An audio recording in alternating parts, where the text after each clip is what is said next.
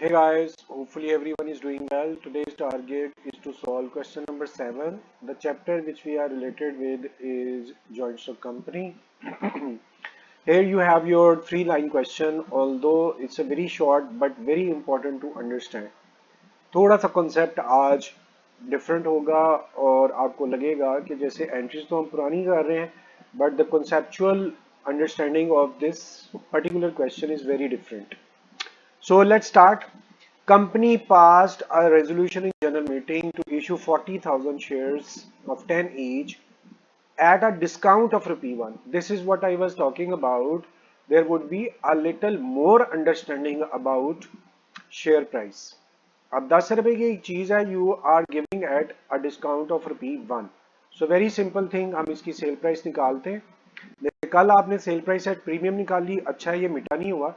आज हम sale price at discount calculate करेंगे. And you know it very well, when it is discount that means price would be reduced. Reduced mean minus discount, and we are informed actual price of the share is 10, so you may write 10,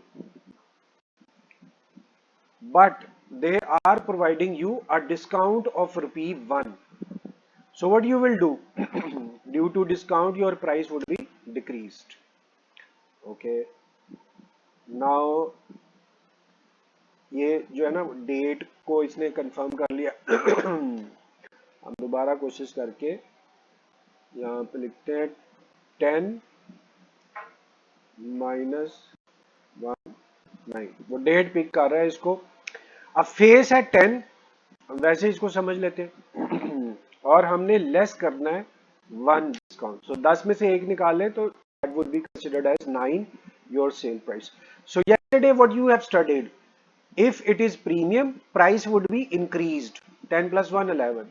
If it is discount, price would have been decreased. 10 minus 1, that would be considered as 9. वापस अपने question में चले. उसी तरह से we will be performing our journal entries. So first entry would be applications received. तो इसके लिए आप देखेंगे क्या आपको मांगी कितनी. Company passed a resolution of 40,000 shares at a discount but application received only 30,000.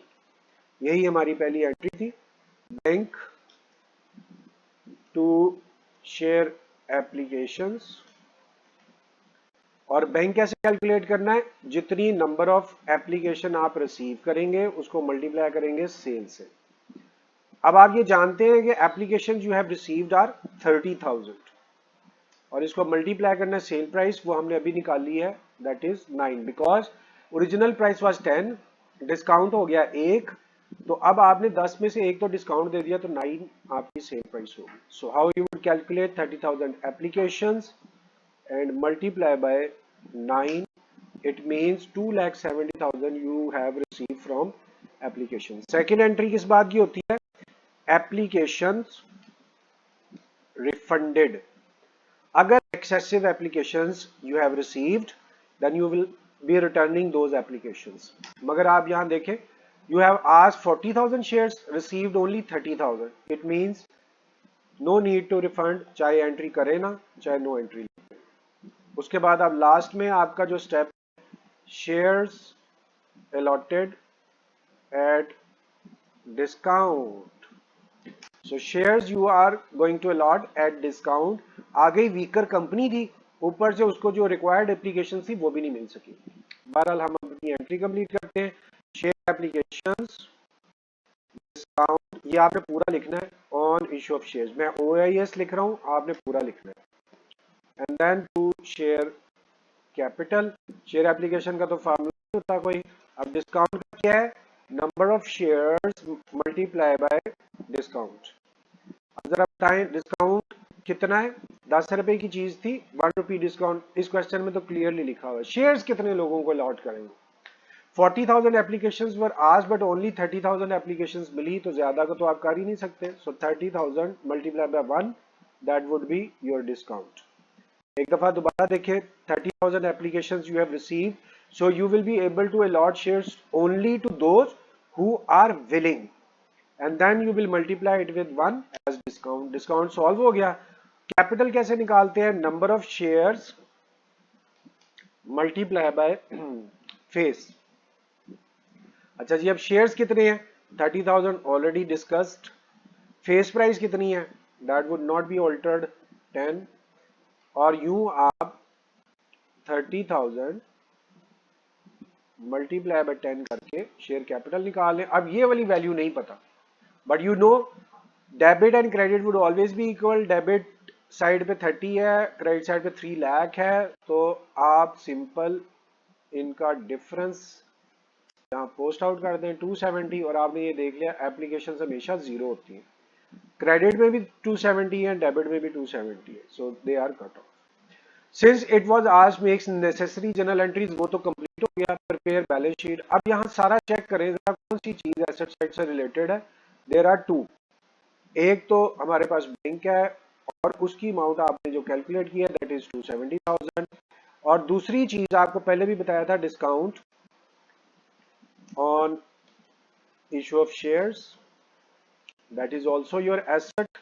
सो 3,000, 30,000 आप यहाँ पुट करेंगे। आपने याद रखना, it is not a common discount, this is only discount, this is the discount which would be given only once in a lifetime, so it would not be repeated. It's not a usual discount, it's not a trade discount, so you are not going to consider it as an expense. It would be your asset because in future it would be receivable if shares are returned. ले जी, अब आपने simple सम कर लें asset side का। अभी liability side भी complete कर लेते हैं। चूंकि लाइबिलिटी साइड पे you were required to write authorise capital, issued capital, paid up capital, वो है ही नहीं। So only capital which is available is subscribed capital. और देखते हैं कितने कैपिटल है। Look at here, in there are only 2 entries and 1 capital is present, that is 3 lakh. और वही जो 3 लाख है आप यहाँ पोस्ट कर दें और उसके बाद सम करें। यहाँ है ही एक अमाउंट, तो दोनों साइड्स आपकी इक्वलाइज्ड भी हो गई।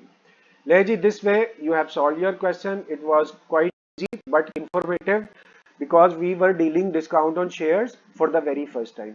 आपसे बहुत हम्बल रिक्वेस्ट है, इसको अब आपने देख लिया ना, अब आप इसको बंद करके बुक खोलें और फिर सॉल्व करें खुद क्वेश्चन। और फिर भी कोई मसला हो तो मुझे जरूर बताइएगा। I will be I always be ready to solve your problems if you will share. So thank you very much for your time. It's time to say goodbye. Allah Hafiz.